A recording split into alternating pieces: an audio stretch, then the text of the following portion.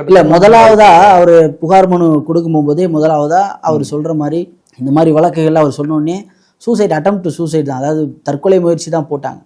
அவங்க கவினுடைய தந்தை தாயார் 3 பேரையும் போட்டாங்க. எல்லாமே நமக்கு தெரியும் அந்த வழக்கில்.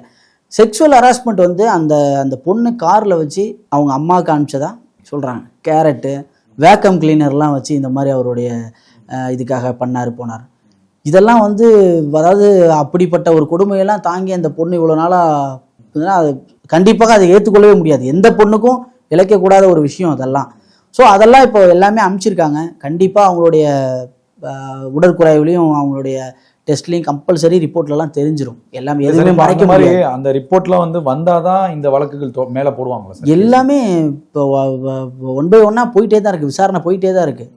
ரொம்ப ரொம்ப நாள்லாம் போகாது. ஷார்ட் டைமாக கண்டிப்பாக விசாரணை வந்து முடிவுக்கு வந்துடும். ஓவரால் ஒரு கிட்ட நெருக்கிட்டாங்க, அவ்வளோதான்.